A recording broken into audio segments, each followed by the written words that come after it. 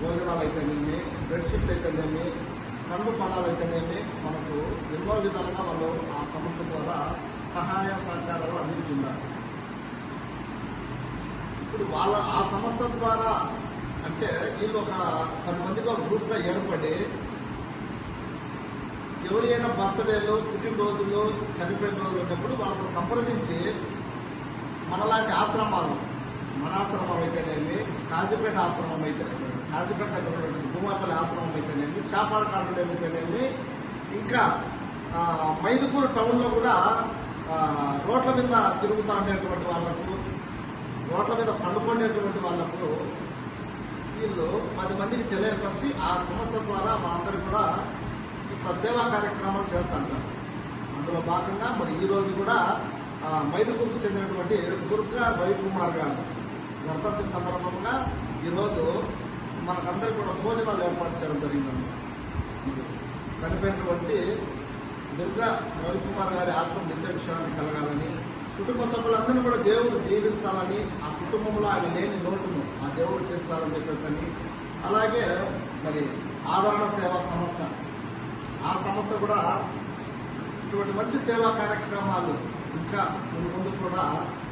మరెన్నో జరిపించాలా, ఆ సంస్థ అంచెలంచెలుగా 30ంతలుగా 60ంతలుగా 100ంతలుగా దీవించబడాలని, ఆ సంస్థలో ఉండేటువంటి ప్రతి ఒక్క సభ్యుని కూడా దేవుడు దీవించాలని మనమందరం కూడా చర్చలో ప్రార్థన చేస్తున్నాం. ఏదేమైనా ఈరోజు ఈ ఆదరణ సేవా సంస్థ ఆధ్వర్యంలో కీర్తిశేషులు దుర్గా రవికుమార్ గారి వర్ధంతి సందర్భంగా మనకు మంచి భోజనాలు ఏర్పాటు చేసినందుకు ఈ ఆదరణ సేవా సంస్థ సభ్యులందరికీ మీ తరఫున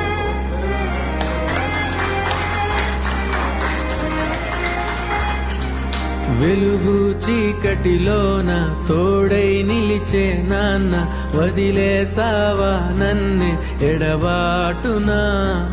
కసిరే వేదనలోన మసిలే ధైర్యం లేని పసివాణ్ణేలే ఇంకా ఎదమాటునా, మదిలో ఎంతో దిగులే ఉన్నా నవ్వుతూ నన్నే పెంచావు నాన్న, కరిగే మైనం నువ్వవుతున్నా, నిసిలో వెలుగై నడిపావు నాన్న. వెలుగు చీకటిలోన తోడై నిలిచి నాన్న, వదిలేసావా నన్నే ఎడబాటునా, కసిరే వేదనలోన మసిలే ధైర్యం లేని పసివాణ్ణేలే ఇంకా ఎదమాటునా.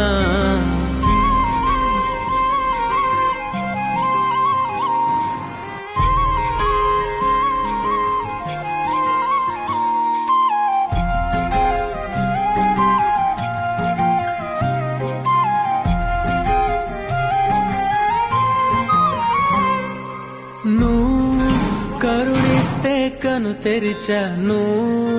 నడిపిస్తే నే నడిచాను,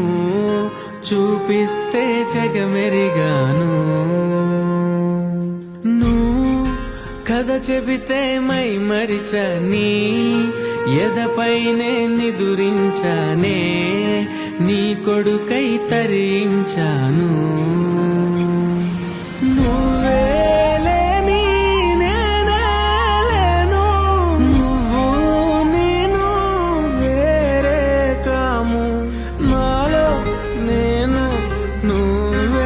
నాన్న.